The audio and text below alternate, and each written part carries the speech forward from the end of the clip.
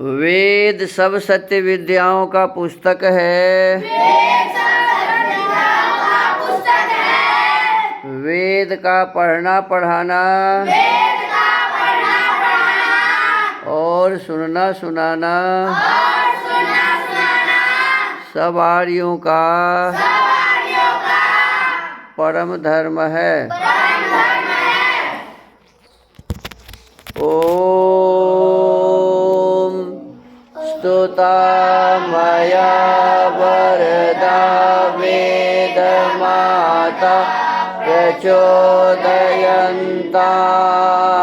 पावमानि द्विजानाम् आयोः प्राणं प्रजां पशुं कीर्तिं द्रविणं ब्रह्मवर्चसं मह्यं दत्त्वा व्रजत ब्रह्मलोकम्।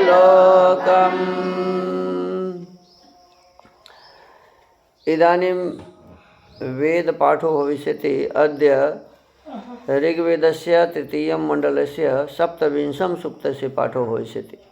पाठमानमन्त्रस्य प्रवो वाजा अभिद्यवो इत्येतानि प्रथमानि पदानि सन्ति।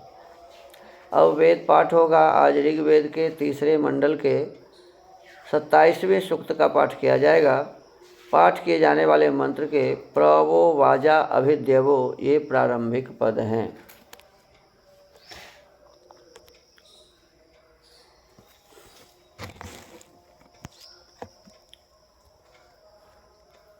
इस सूक्त के ऋषि हैं विश्वामित्र, देवता ऋतवोग निर्वा। प्रथम मंत्र का है ऋतवोग निर्वा और 2 से 15 का है अग्नि। छंद 1 और 7 से 10, 14, 15 का निश्चित गायत्री, 2, 3, 6, 11, 12 का गायत्री, 4, 5, 13 का विराट गायत्री। स्वर है षड्जः। ओम प्रवो वाजा अभिद्यवो हविष्मन्तो घृताच्या देवान् जिगाति सुम्नयुः। ओम ईळे अग्निं विपश्चितं गिरा यज्ञस्य साधनं सृष्टिवानं धितावानम्। ओम अग्नेशके मते वयं यमं देवस्य वाजिनः अतिद्वेषांसितरेम। ओम समिध्यमानो अध्वरेऽग्निः पावक ईद्यः शोचिष्केशस्तमीमहे। ओम पृथुपाजा अमर्त्यो घृतनिर्णिक्स्वाहुतः अग्निर्यज्ञस्य हव्यवाट्। ओम तं सबाधूयतश्रुच इत्था धिया यज्ञवन्तः आचक्रुरग्निमूतये। ओम होता देवो अमर्त्यः पुरस्तादेति मायया विदथानि प्रचोदयान्। ओम वाजी वाजेषु धीयते ध्वरेषु प्राणीयते विप्रो यज्ञस्य साधनः। ओम धिया चक्रे वरेण्यो भूतानां गर्भमादधे दक्षस्य पितरं तना। ओम नीत्वा दधे वरेण्यं तक्षस्येळा सहस्कृता अग्ने सुदीति मुषिजम्। ओम अग्निं यन्तुरामप्तुरामृतस्य योगे वनुषः विप्रा वाजैः समिन्धते।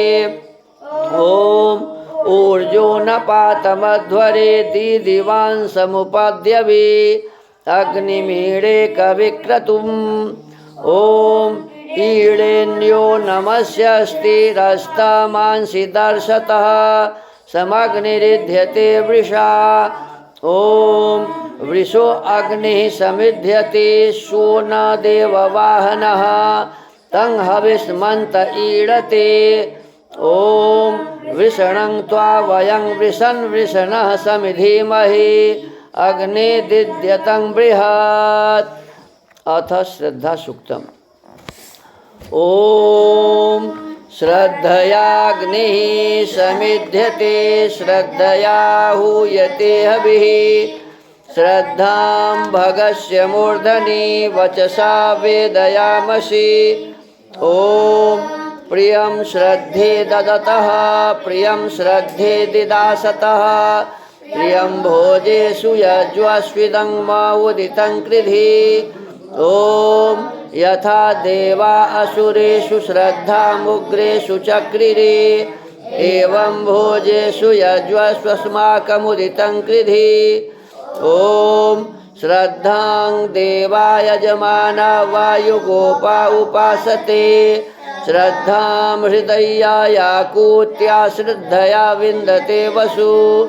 ओम श्रद्धां प्रातरहवामहे श्रद्धां मध्यं दिनं परि श्रद्धां सूर्यस्य निमृचि श्रद्धे श्रद्धा पयेह नः इति श्रद्धा सूक्तम् इति वेदपाठः।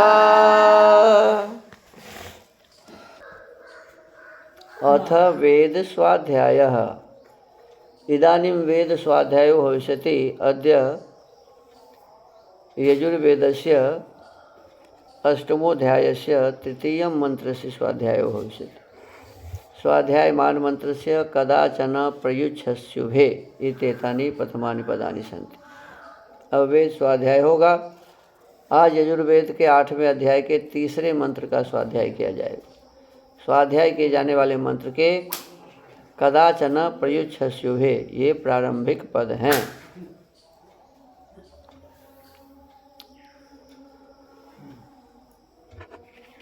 ओम कदाचन प्रयुच्छस्युभे निपासि जन्मनि तुरीयादित्य सवनं त इन्द्रियमातस्थावमृतं दिव्यादित्येभ्यस्त्वा। इस मंत्र के ऋषि हैं कदाचन प्रयुच्छसीत्यस्यांगिरस ऋषि आदित्यो गृहपतिर्देवता निश्रीदार्षि पंक्तिश्छंद पंचम स्वर पुनर्गृहस्थ धर्म माह। फिर भी गृहस्थ का धर्म अगले मंत्र में कहा है। पिछले में कहा था कि लड़कियों को किस प्रकार के लड़का से शादी करना चाहिए और शादी के बाद गृहस्थ को कैसे चलाया जाए। शादी के बाद क्या होता है जी? गृहस्थ को कैसे चलाया जाए। तो जिस प्रकार के लोग रहेंगे गृहस्थी भी वैसे ही चलेगा ना। यदि मान लो शादी करने वाली बालिका शादी करने वाला बालक अच्छा होगा तो गृहस्थी अच्छा चलेगा, और यदि वही उटपटांग हो तो चलेगा क्या? घर अच्छा नहीं चलेगा। जिस घर में बुद्धिमती स्त्री होती है, बुद्धिमान पुरुष होते हैं, तो बुद्धिमती स्त्री और बुद्धिमान पुरुष वाला जो घर है वो बहुत बढ़िया चलता है। और जिसमें न स्त्री बुद्धिमती है न पुरुष बुद्धिमान है, तो स्त्री घर में क्या करेगी? भोजन के घर को कूड़ा करकट का घर बना के रखेगी। क्या करेगी? कूड़ा करकट। और वो जो रहेगा घर वाला वो दारू पी के उधर से आएगा और 10 डंडा ऊपर से कूड़ा करकट वाली पत्नी को लगाएगा। इधर चिल्लाहट उधर चिल्लाहट, है ना, यही सब होता रहेगा। और जो बुद्धिमान होंगे वो अपने घर को साफ सुथरा, कौन सामान कहाँ रखना है, क्या करना है, कितना खर्चा करना है, सब हिसाब ठीक ठाक रखेंगे। और पुरुष भी जो बाहर से आएंगे तो जो भी कमा उमा के आएंगे सब अपने उस सुंदर पत्नी को देंगे कि ठीक है आप तो अच्छा व्यवस्था करती हैं, घर की व्यवस्था आप ठीक से संभाली, मेरा काम है पैसा लाना और आपका काम है घर को चलाना। तो कभी लड़ाई होगी क्या? तो इसीलिए कहते हैं कि अब गृहस्थ कैसा होना चाहिए। पिछले में कहा कि युवती छल कपट से रहित व्यक्ति से शादी करे, जिसका आचरण अच्छा हो उसके साथ शादी करे, फिर जिसके जीवन में सब प्रकार की विद्या हो, विद्वान हो, जितेंद्रिय हो, जिनको अपने इंद्रियों पर वश हो, उद्योगी हो माने परिश्रमी हो, ऐसे माने वर से शादी करे। धार्मिक भी हो। धार्मिक का मतलब होता है, धर्म का मतलब क्या है? वेदः स्मृतिः सदाचारः स्वस्य च प्रियमात्मनः एतम चतुर्विधो प्राहु साक्षात धर्मस्य लक्षणम। देखो, वेद में जो कहा है वही धर्म है। परमात्मा ने वेद में जो कुछ भी कहा है वो क्या है? धर्म है। वेद के अनुकूल, वेद की पढ़ाई करके ऋषियों ने जो लिखा है स्मृतियों में वो धर्म है। वेद के अनुकूल क्या कहा? लोगों ने भी लिखा है वेद के अनुकूल, लेकिन वो वेद के अनुकूल है तभी धर्म है। इसलिए स्वामी जी जब मनुस्मृति की बात करते हैं तो कहते हैं प्रक्षेप्त श्लोक को छोड़कर, क्या लिखते हैं? प्रक्षेप्त श्लोक को छोड़कर, अर्थात लोगों ने मनुस्मृति में बुरी बातें भी मिला दी है, उसको छोड़ो और मनु जी ने वेद के अनुकूल जो लिखा है उसको मानो, उसके अनुसार चलो। तो स्मृति के अनुसार वेदा स्मृति। फिर कहते हैं सदाचार। हमारे देश के पूर्वजों ने, हमारे महापुरुषों ने जिस रास्ते पर चलकर अपने जीवन को सुंदर बना सका, जैसे महाराज हरिश्चंद्र का नाम आता है, प्रहलाद का नाम आता है, इन लोगों का नाम आता है ना इतिहास में। भगवान राम, लक्ष्मण, भरत और शत्रुघ्न का नाम आता है। सीता जी को लोग कहते हैं, सावित्री एक थी, सत्यवान थे। ऐसे लोगों का नाम क्यों चलता है? वो लोग अपने जीवन को वेद के अनुसार बनाए थे। कैसा बनाए थे? वेद के अनुसार, वेदानुकूल स्मृतियों के अनुसार अपने जीवन को बनाए थे। तो ऐसे महापुरुष, ऐसे मारो भगवान कृष्ण, अर्जुन, भीम, नकुल, सहदेव, युधिष्ठिर, इन लोगों ने जिस प्रकार का जीवन जिया उस वेद के अनुसार ही हमारा आपका जीवन भी होना चाहिए।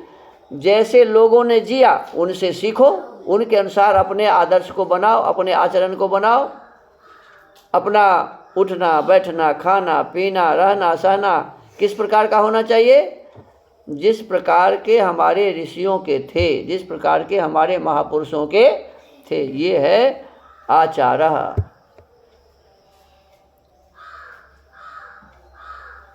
और फिर कहा वेदः स्मृति सदाचारः। फिर तीसरी बात का स्वस्य च प्रियमात्मना। ये सबसे बड़ी कसौटी है। जितने भी बच्चे हैं, चाहे वृद्ध हैं, युवा हैं, युवती हैं, महिला है, पुरुष है, किसी के मन में ये भाव कभी उत्पन्न ही नहीं होता कि कोई व्यक्ति हमें मारे। होता है क्या? किसी के मन में होता है? किसी के मन में ये भाव नहीं बनता कि कोई मुझे मारे, पीटे, गाली दे, हमारा सामान चुरा के ले जाए। होता है जी? हमारा अपमान करे, ऐसा किसी के मन में नहीं होता है। तो लिखा है कि जैसा हमारे मन में होता है कि हमारा कोई अपमान न करे, हमारा सामान कोई न चुरावे, हमें कोई दुख तकलीफ न दे, हमें कोई मारे पीटे नहीं, तो इसी प्रकार का भाव हमारे मन में दूसरों के लिए भी होना चाहिए कि दूसरा भी यही चाहता होगा। तो हमें दूसरों के साथ कैसा व्यवहार करना चाहिए? जैसा हम दूसरों से चाहते हैं। दूसरों से जो हम चाहते हैं वही व्यवहार दूसरों के साथ हमें करना चाहिए। हम सबके साथ प्रेम से व्यवहार रखें। तो वेद में लिखा भी ऐसा ही है। कैसा व्यवहार करो? तो सर्वाणि भूतानि मित्रस्य चक्षुषा समीक्षताम्। अपने मित्र को कोई दुख देता है? अपने दोस्त को कोई परेशान करता है? नहीं। अपने मित्र को और दोस्त को कोई परेशान नहीं करना चाहते। अपने मित्र को के सामान को कोई चुराएगा? नहीं ना चुराएगा। बस। तो वेद कहता है कि सबको मित्र समझो, सब जीव जंतुओं को भी मित्र समझो। बताओ, आप लोगों के परिवार में माताजी पिताजी बकरी को काट के खा जाते हैं, मछली को पकड़ के ऐसे ऐसे काट देते हैं, उसको तकलीफ नहीं होता है क्या? वो छटपटाता है कि नहीं? मछली छटपटाती है कि नहीं जी, बकरी छटपटाती है कि नहीं, और उसको ज़बरदस्ती पकड़ के काट देते हो। बताओ, आपके आत्मा में ये थोड़ा सा दया तो होनी चाहिए ना, नहीं होनी चाहिए? कि मुझे यदि कोई ऐसे छुरी भोंकेगा तो कैसा लगेगा? आपको तो एक सटका मार दिया जाता है तो छील मिला जाते हैं और उसको काट देते हो। तो ये भीतर में दया होनी चाहिए ना? अरे आपके भीतर में दया होनी चाहिए ना? ये आपके भीतर में एक दया होनी चाहिए। समझना चाहिए कि मुझे यदि कोई काटेगा तो कैसा लगेगा, अच्छा नहीं लगेगा। तो हम भी किसी जीव को न काटें, किसी को न मारें। तो इसलिए सर्वाणि भूतानि मित्र से चक्षुषा समीक्षमताम, सभी जीव जंतुओं को मित्र की दृष्टि से देखो, मित्र समझो।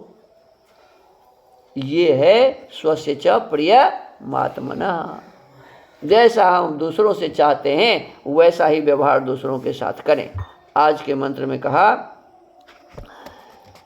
इस मंत्र में नकार का अध्याहार आकांक्षा के होने से होता है। हे पते, आप जो कदा कभी चन भी प्रयुच्छसी प्रमाद नहीं करते हो, तो अपने उभे दोनों जन्मनी वर्तमान और परजन्म को पास ही निरंतर पालते हो।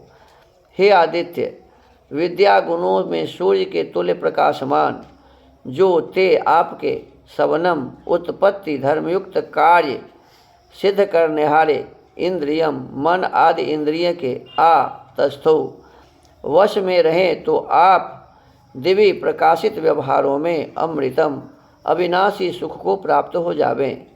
हे तुरीय, चतुर्थाश्रम के पूर्ण करने वाले, देखो तुरीय किसको कहा? जो 100 वर्ष की आयु को प्राप्त करता है। पहला आश्रम क्या है? ब्रह्मचर्य। दूसरा आश्रम गृहस्थ। तीसरा वानप्रस्थ। चौथा संन्यास। तो कहते हैं चतुर्थ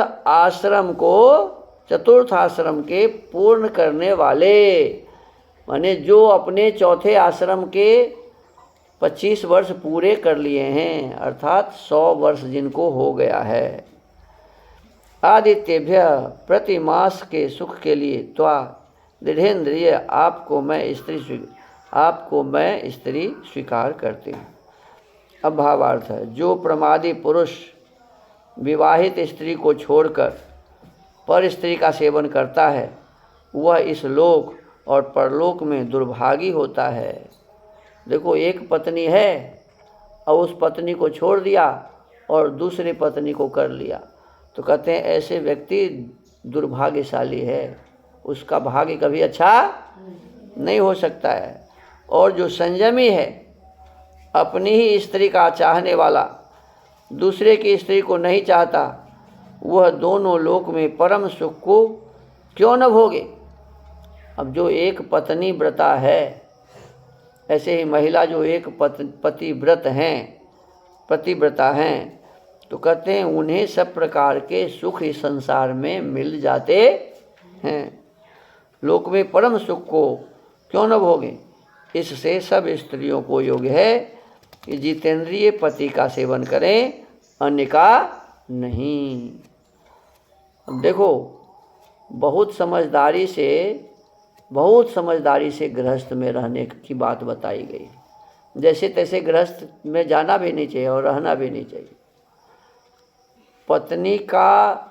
पत्नी के लिए हर एक पति को होता है कि मेरी पत्नी कहीं इधर उधर न जाए। तो पत्नी के मन में भी तो होता होगा ना कि मेरे पति देव कहीं इधर उधर न जाए। तो इस प्रकार के पति देव को भी होना चाहिए और पत्नी देवी को भी होना चाहिए। दोनों को अपने इंद्रियों पर अधिकार होना चाहिए और बस एक दूसरों के लिए ही समर्पित होना चाहिए। अपने परिवार को सुंदर ढंग से चलाने के लिए परिवार में सब प्रकार के परम सुख लिखा है, सब प्रकार के सुखों को प्राप्त करके मोक्ष को प्राप्त करने के लिए भी हम अपने इस गृहस्थ जीवन को सुंदर बनावें, श्रेष्ठ बनावें। और वो तभी होगा जब हम अपने इस जीवन में अपने इंद्रियों पर अधिकार रखेंगे, अपने मन पर हमारा अधिकार होगा और अपने इंद्रियों और अपने मन को उसी कार्य में लगाना होगा जिसमें वेद का आदेश है। और जिसमें वेद का आदेश नहीं है, ऐसे कार्य में हमें कभी भी अपने आप को नहीं लगाना चाहिए। तो आज के इस वेद स्वाध्याय के क्रम को यहीं विराम देते हैं। ओम। महर्षि दयानंद सरस्वती जी ने अमर ग्रंथ सत्यार्थ प्रकाश की रचना की है और इस सत्यार्थ प्रकाश के 7वें समोल्लास का हम सभी स्वाध्याय कर रहे हैं। ईश्वर की स्तुति, प्रार्थना और उपासना के संबंध में अभी बातें चल रही है। यजुर्वेद के 34वें अध्याय के पहला, दूसरा और तीसरा, चौथा, ये 4 मंत्रों का हम सब पिछले दिनों स्वाध्याय किए हैं और आज 5वें मंत्र पर हम स्वाध्याय करेंगे। 5वां मंत्र है ओम यस्मिन् ऋचः सामयजोंसि यस्मिन् प्रतिष्ठिता रथनाभा विवाराः यस्मिंश्चित्तं सर्वमोतं प्रजानां तन्मे मनः शिवसंकल्पमस्तु। देखो, इस मंत्र में कहा गया है कि जो हमारा ये मन है, जो आत्मा के साथ मोक्ष प्राप्ति जब होती है तब तक रहता है। कहते हैं इस मन में क्या क्या है? कहते हैं ऋचः, ऋग्वेद है, जिस मन में ऋग्वेद, सामवेद, यजुर्वेद और अथर्ववेद सभी इस मन में है। देखो हम लोग कैसे हैं, ऐसा नहीं कि खाली एक आदमी के मन में, सब के मन में क्या क्या है जी? ऋग्वेद, यजुर्वेद, सामवेद और अथर्ववेद, ये चारों वेद आप सबके मन में है। और केवल वेद ही नहीं, लिखा है कि जिस मन में ऋग्वेद, यजुर्वेद, सामवेद और अथर्ववेद, जैसे माला पहनते हैं ना, आप लोग माला पहनते हैं ना, तो माला जिस प्रकार से आप पहनते हैं तो मन में उस माला के समान ये चारों वेद है। और फिर जितने भी ज्ञान विज्ञान की बातें हैं संसार में, सभी हमारे मन के अंतर्गत है। कितनी बड़ी बात हुई। अर्थात आपके मन में सब कुछ है। यदि आप चाहें तो आपके मन में जो ये सब है आप उसे देख सकते हैं, उसके हिसाब से बहुत सारी चीज़ें प्राप्त कर सकते हैं। और यदि आप न चाहें तो बस वो अपना चुपचाप है। बहुत विषय वस्तु आपके भीतर में है, आप उसको नहीं जानते हैं, तो नहीं जानते हैं उसका ज़्यादा लाभ आप नहीं ले सकते। और यदि जानते हैं तो उससे आप क्या ले लेते हैं? लाभ ले लेते हैं। तो आप यदि नहीं जान रहे हैं कि मेरे ही अंदर सब कुछ है। एक थे जामवंत जी, क्या नाम था? और एक थे हनुमान जी। एक का क्या नाम था? एक का नाम था जामवंत और एक का नाम था हनुमान। तो हनुमान जी को ये पता ही नहीं था कि मेरे भीतर कोई ताकत भी है। समझ में आया? हनुमान जी को ये पता नहीं था कि मेरे भीतर कुछ अच्छी बातें भी है, मैं बहुत अच्छा काम कर सकता हूँ। ये किनको पता नहीं था? हनुमान जी को। तो जामवंत जी ने उन्हें बताया, अरे हनुमान, अरे तुम्हारे पास तो सब कुछ है, तो क्या नहीं कर सकता है? तो चाहो तो आकाश में उड़ सकता है, तुम चाहो तो उत्तर दक्षिण पूरब पश्चिम सब तरफ में जा सकते हो, तुम चाहो तो सबको मार पीट सकते हो, सबको जीत सकते हो, और तुम ही सीता की पता ठीक से लगा सकते हो। तब हनुमान को हुआ, ओहो ठीक है कहते हैं ये, मेरे भीतर तो ये कुछ बात तो है कि मैं योग की साधना तो किया हूँ और पानी में भी तैर सकता हूँ और हवा में भी उड़ सकता हूँ, ये मेरे भीतर तो है, पता चल गया। अब वो देखो समुद्र में लगा दिया छलांग और पहुँच गए कहाँ? लंका, है ना। तो ऐसे ही आपको पता नहीं कि मेरे भीतर क्या है? ऋग्वेद, यजुर्वेद, सामवेद, अथर्ववेद। प्रभु कह रहे हैं, परमात्मा कह रहे हैं, ऐ मनुष्य, अरे तुम्हारे भीतर ही सब कुछ है। अब बताओ, जिस दिन पता चल जाए उज्ज्वल को कि मेरे भीतरे में है यजुर्वेद, ऋग्वेद, सामवेद, तो उस दिन अब कोई कमी रह जाएगी इनको। लेकिन पता ही नहीं है, क्यों? कि ये गाढ़े निद्रा में सोए हैं। छोरो, कौन पता करेगा, कौन इतना मेहनत करेगा? अरे जिस दिन आप पता करने का प्रयास करेंगे ना, उस दिन आप समझ लो सोना बन जाओगे। सोना क्या बन जाओगे? कुंदन बन जाओगे। तो पता करिए और अपने आप को कुंदन बनाइए, सोना बनाइए। तो ये इसमें कहा देखो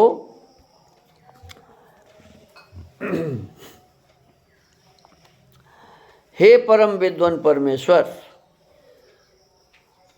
आपकी कृपा से मेरे मन में जैसे रथ के मध्य धूरा में आरा लगे रहते हैं। रथ देखा है? गाड़ी नहीं देखा है?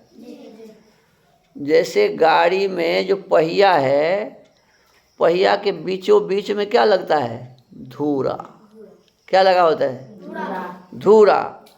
तो ऐसे ही आपके मन में, उस पहिया में जो धूरा लगा होता है, इसी समान आपके इस मन में ऋग्वेद, यजुर्वेद, सामवेद और अथर्ववेद फिट है धूरा में। और उस धूरा में अरा, स्पोक कहते हैं ना, स्पोक जो बीच में से ऊपर तक नहीं जाता है। साइकिल है ना आपके यहाँ? ऐसे पहले गाड़ी होता था ना, तो गाड़ी के बीच में होता था हाल, क्या कहते हैं, धूरा, और ऐसे ऐसे काठ का होता था चारों ओर, तो उसको कहते थे अड़ा। कहते हैं जैसे धूरा में अड़ा लगे होते हैं। अभी स्पोक समझ लो इसको। क्या समझ लो? स्पोक समझ लो। रहते वैसे ऋग्वेद, यजुर्वेद, सामवेद और जिसमें अथर्ववेद भी प्रतिष्ठित होता देख लो। परमात्मा कह रहे हैं कि आपके भीतर सब ऋग्वेद, यजुर्वेद, सामवेद, अथर्ववेद प्रतिष्ठित है। और जिसमें सर्वज्ञ सर्वव्यापक प्रजा का साक्षी चित्त चेतन विदित होता है, वह मेरा मन अविद्या का अभाव कर विद्या प्रिय सदा रहे। अब जब सब कुछ है ही मेरे मन में, तो हमें कहीं से कुछ उधार लेना पड़ेगा क्या? खाली अपने मन को समझा लो, समझ लो। मन में सब कुछ है। जिसके घर में बखाड़िए में सब कुछ है और इधर उधर घूमता रहे तो ठीक है क्या? तो आपके मन रूपी बखाड़ी में सब कुछ है। आप थोड़ा प्रयास करिए और उसके माध्यम से अपने इस जीवन को शुद्ध बनाइए, पवित्र बनाइए, अविद्या को हटाइए और उस विद्या को उजागर करिए जो आपके भीतर में है। सारे प्रकार के ज्ञान विज्ञान सभी माला के समान भरे हैं आपके इस मन में। तो प्रयास करके अपने इस मन को ठीक करिए। और जब तक ठीक नहीं करिएगा ना, तब तक नहीं दिखेगा। बताओ, एक बात बताइए आप। मान लो एक बहुत सुंदर वस्तु है, सोना। सोना बहुत बढ़िया होता है और उस सोना के ऊपर में इतना क्या चढ़ाओ? मैल चढ़ाओ, कादो, तो दिखेगा? दिखेगा नहीं। किसी भी बढ़िया चीज़ पर यदि गंदगी चिपक जाए तो दिखेगा वो? नहीं। अभी देखो क्या हुआ है। अभी उत्तराखंड में 4000 फीट ऊपर से पानी और फिर पानी के साथ कादो माटी सब आया, पत्थर, और 3-3 4-4 बिल्डिंग मकान था, उस सब को भर दिया। अब वो आदमी भी उसी में दबा हुआ है।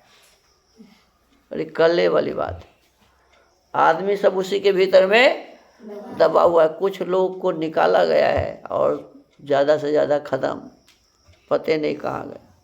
4 तल्ला मकान सीधा भीतर चला गया, मकान दिखता ही नहीं, वहाँ खाली कीचड़ दिखता। अभी दिखा रहे थे इसमें इंडिया टीवी वाले। अब बताओ, तो अभी क्या दिख रहा है? मकान दिख रहा है, आदमी दिख रहा है, क्या दिख रहा है जी?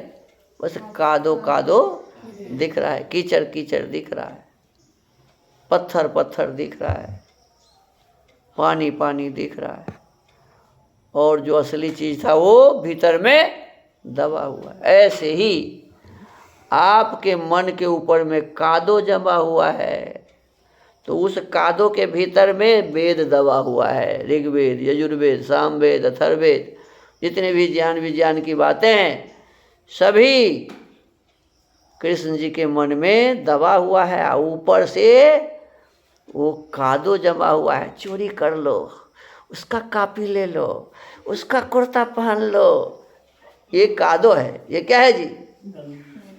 इसी का नाम गंदगी है। ये गंदगी आपके मन को ढका हुआ है। तो कैसे देखेंगे उसको जी? ऊपर वाले गंदगी को हटाओ, मन को साफ करो। मन चंगा तो कठौती में गंगा, है ना? मन को शुद्ध करिए, पवित्र करिए। अपने मनो को मार लो, बस हो गया भजन, है ना जी? आदत बुरी सुधार लो, बस हो गया भजन। आया कहाँ से और तू जाएगा कहाँ? बोलो, आया कहाँ से और तू जाएगा कहाँ? हाँ जाएगा कहाँ?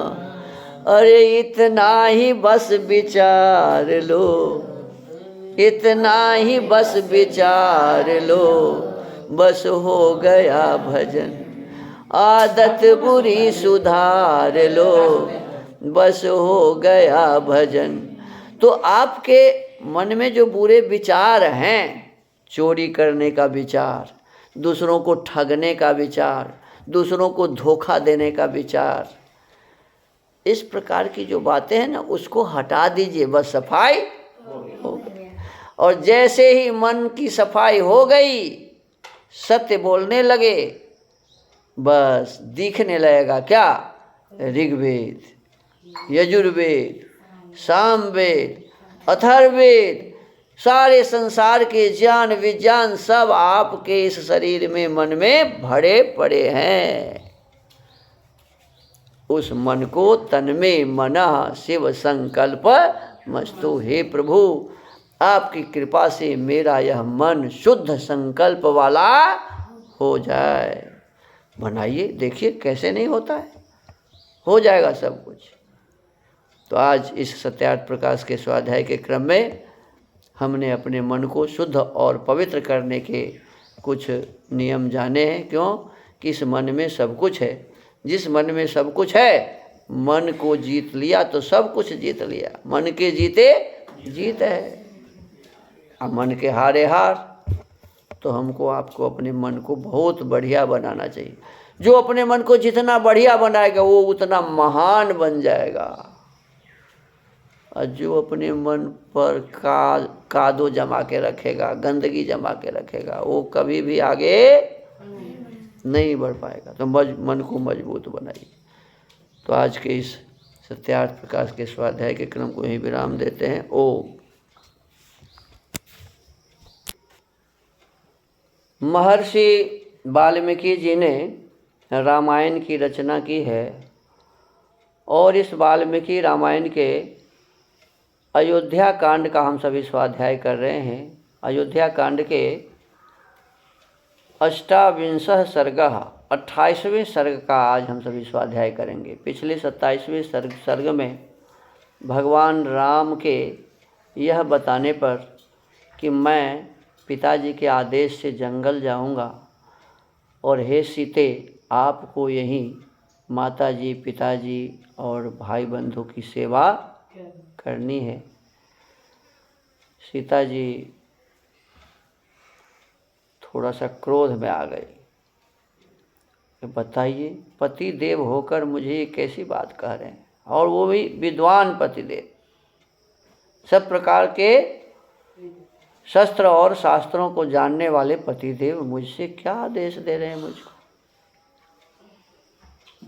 मुझे तो माता पिता ये आदेश दिए हुए हैं कि किसी भी परिस्थिति में पति के साथ छाया बन के पत्नी को रहना चाहिए। पति दुख में हो और पत्नी सुख भोगे, ये कभी होना नहीं चाहिए। पति के सुख में ही सुख और पति के दुख में ही दुख। इधर तो जितने भी हैं, ससुर जी हैं, सास जी हैं, देवर जी हैं, जो कोई भी है, सभी का अपना अपना कर्म है, अपना अपना कर्तव्य है। पिछले जन्म से लेकर आज तक जो कुछ भी है, सब अपने अपने कर्म का फल अच्छा या बुरा भोगेंगे, पाएंगे। लेकिन पति और पत्नी को जब तक ये जीवन है तो साथ ही रहना चाहिए। एक दूसरों के सुख में और दुख में हमेशा ही साथ रहना चाहिए। ये सब बातें बताते हैं कि मैं कैसे आपसे अलग रह सकता हूँ। मैं भी जंगल जाऊंगी और आगे आगे मैं चलूंगी, क्योंकि मेरा कर्तव्य है कि आपको किसी प्रकार का दुख और कष्ट ना हो। तो आगे जो जंगल, झाड़ी, काट, कूच होगा, पहले उस पर मैं चलूंगी और फिर पीछे से आप चलेंगे। मैं तो आपके ही साथ चलूंगी। अब जब बहुत दृढ़तापूर्वक बोली, फिर भी भगवान राम के मन में ये नहीं हुआ कि सीता जी को जंगल में ले जाना चाहिए। क्यों? कि वो तो जानते थे कि ये महाराज जनक की पुत्री हैं, और महाराज जनक और माता सुनैना जी बहुत ही लाड़ प्यार से इनको अपने जीवन में रखा है, और ये मेरे साथ जंगल में महिला होकर जाएंगी, कितना परेशान होंगी, ये परेशानी मुझे कैसे बर्दाश्त होगा। तो फिर प्रयास करते हैं समझाने का कि नहीं, आप मेरे साथ जंगल नहीं जाएंगे। कहते हैं, धर्म में अनुरक्त रहने वाली सीता के इस प्रकार प्रार्थना करने पर भी नरश्रेष्ठ श्री राम को उन्हें साथ ले जाने की इच्छा नहीं हुई। वे उन्हें वनवास के विचार से निवृत्त करने के लिए वहाँ के कष्टों का अनेक प्रकार से विस्तार पूर्वक वर्णन करने लगे कि जंगल में क्या क्या होगा। कहते हैं, स एवं ब्रुवतीं सीतां धर्मज्ञां धर्मवत्सलः न नेतुं कुरुते बुद्धिं वने दुखानि चिंतयन्। धर्म को जानने वाली सीता के इस प्रकार कहने पर श्री धर्मवत्सल श्री राम ने वन में होने वाले दुखों को सोचकर उन्हें साथ ले जाने का विचार नहीं किया। सांत्वयित्वा ततस्तां तु बाष्पदूषितलोचनां निवर्तनार्थे धर्मात्मा वाक्य में तदुवाचः। सीता के नेत्रों में आंसू भरे हुए थे। यह सुनकर कि मैं जंगल जाऊंगी और आपको यहाँ रहना है। जो रानी बनने वाली थी, उनकी ये स्थिति हो जाए तो आंसू छोड़ के और क्या होगा। उनके आंसू आँख में भरे थे, सीता के नेत्रों में आंसू भरे हुए थे। धर्मात्मा श्री राम उन्हें वनवास के विचार से निवृत्त करने के लिए सांत्वना देते हुए इस प्रकार बोले, सीते महाकुलीनासी धर्मे च निरता सदा इहा चरस्व धर्मं त्वं यथा मे मनसा सुखम। सीते, तुम अत्यंत उत्तम कुल में उत्पन्न हुई हो। राजा जनक जी विदेह थे, ऐसे कुल में उत्पन्न हुई हो और सदा धर्म के आचरण में ही लगी रहती हो। अतः यहीं रहकर धर्म का पालन करो। क्या कहा? यहीं रहकर धर्म का पालन करो, जिससे मेरे मन को संतोष हो। क्योंकि तू यहाँ धर्म का पालन करेगी। भगवान राम कहते हैं कि मुझे तभी खुशी होगी, तभी संतोष होगा कि आप तो धार्मिकी हैं और आप बहुत बड़े परिवार से हमारे यहाँ आई हुई हैं। तो आप जिस धर्म का सदा आचरण करती आ रही हैं, उस धर्म का आचरण यहीं रहकर करिए, क्योंकि जंगल में तो हमारे साथ उस धर्म का आप सेवन नहीं कर पाएंगे। सीते यथा त्वां वक्ष्यामि तथा कार्यं त्वया बले, वने दोषा ही बहवो वसतस्तान निबोध में। सीते, मैं तुमसे जैसा कहूँ वैसा ही करना तुम्हारा कर्तव्य है। तुम अबला हो, वन में निवास करने वाले मनुष्य को बहुत से दोष प्राप्त होते हैं, उन्हें बता रहा हूँ, मुझसे सुनो। देखो, अबला का मतलब आज दूसरे तरह से लिया जाता है। अबला का मतलब लोग कमज़ोर लेते हैं। देखो, महिला को अबला इसलिए कहा गया है, अबला माने जिसमें बल नहीं है, वैसी बात नहीं है। अब महिला तो देखो हवाई जहाज़ चलाती है, अंतरिक्ष में जाती है, अंतरिक्ष में रह के आती है। यहाँ भी क्या कहते हैं, एसपी है, कलेक्टर है, प्रधानमंत्री भी, इंदिरा गांधी प्रधानमंत्री थी हमारे यहाँ, राष्ट्रपति अभी भी महिला ही है। कौन है राष्ट्रपति जी? द्रौपदी मुर्मू जी महिला ही है। तो महिला तो इतने बड़े बड़े पद पर है, तो फिर अबला कैसे? और सैनिक भी है। अभी जो हुआ था ना, वो युद्ध हुआ था, तो जो भी उसका बयान देती थी तो महिला ही सामने आकर के देती थी कि मैंने ऐसा किया, हम लोगों ने ऐसा किया, पाकिस्तान को ऐसे छक्का छुड़ाया।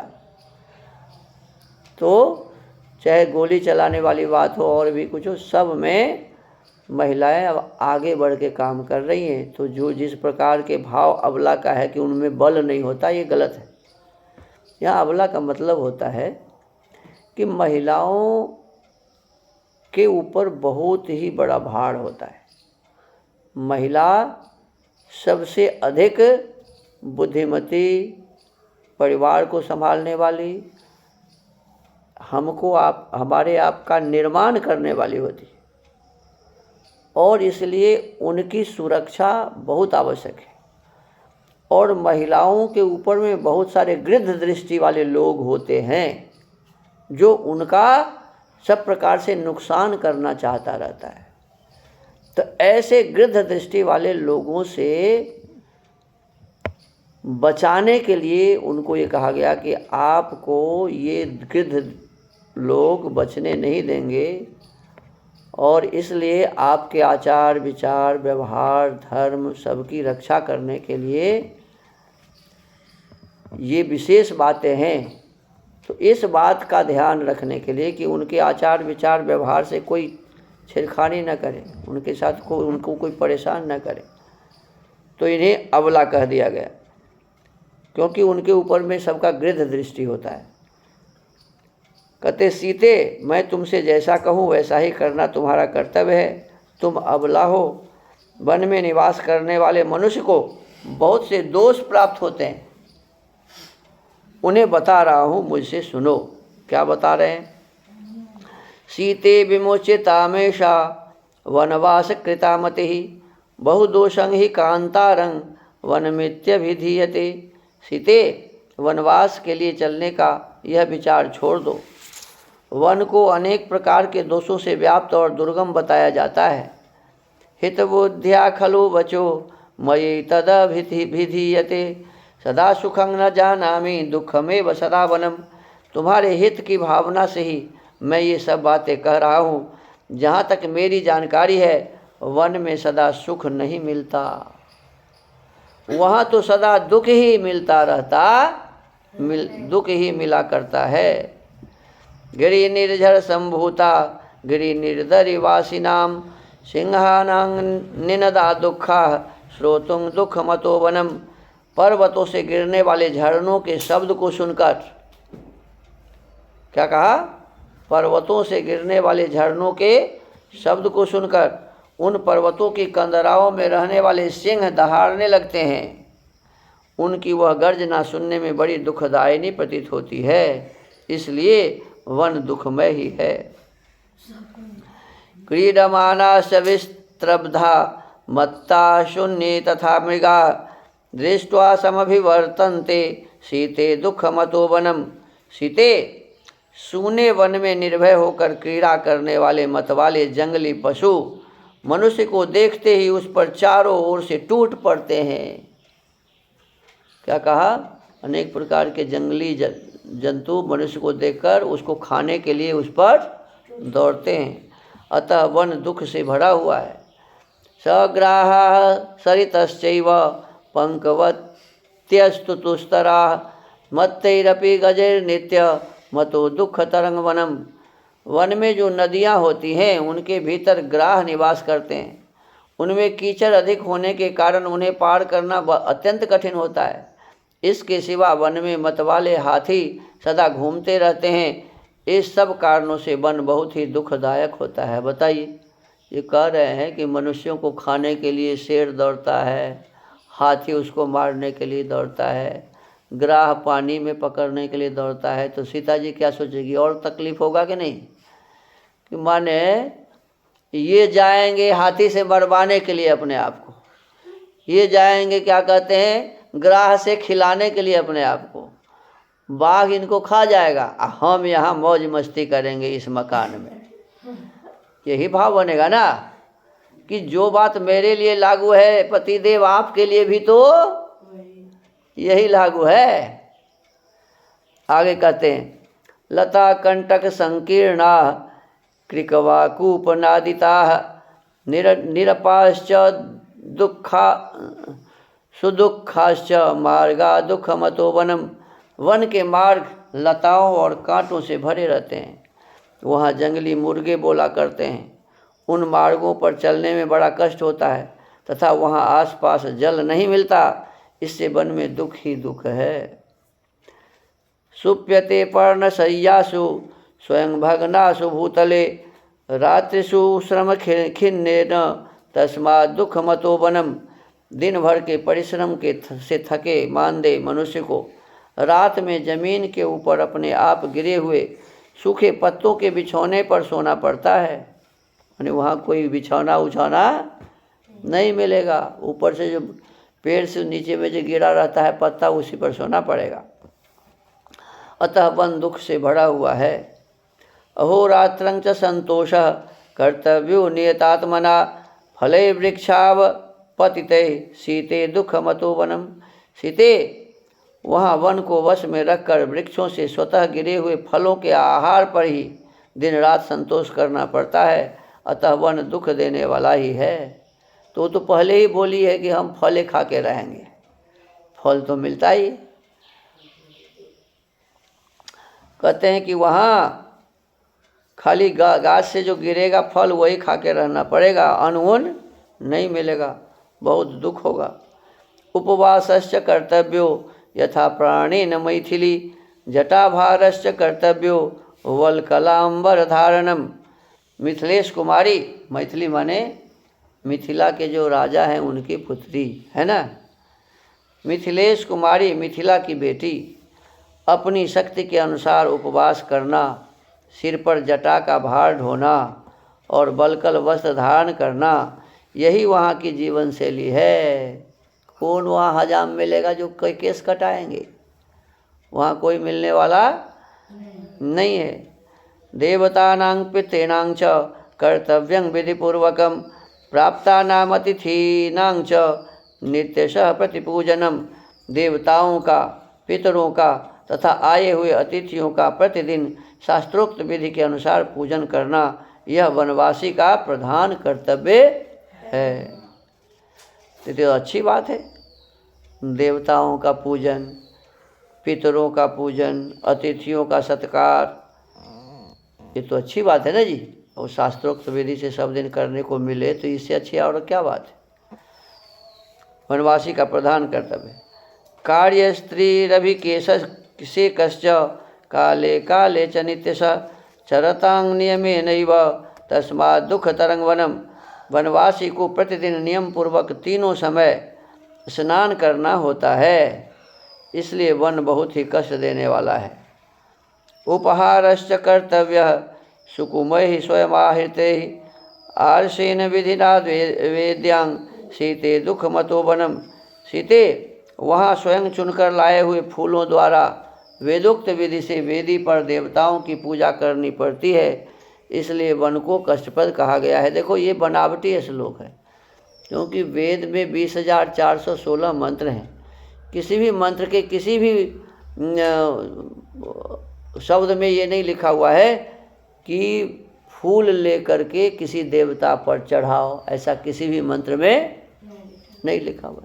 तो वेद में लिखा ही नहीं आया तो इसमें वेदोक्त विधि लिख दिया कि फूलों द्वारा वेदोक्त विधि से वेदी पर देवताओं की पूजा करनी पड़ती है। ये जब से पूजा शुरू हुआ है ना, तब से किसी ने इसमें घुसा दिया है। पहले तो मूर्ति पूजा था ही नहीं, ये तो चला है बौद्ध और जैन से चला है। तो हमको आपको इस पर विशेष रूप से ही समझना चाहिए कि ये बाद में किसी ने घुसा दिया है इसमें। यथा लब्धेन कर्तव्य संतोषस्तेन मैथिली यथाहारैर्वनचरे सीते दुख मतो वनम।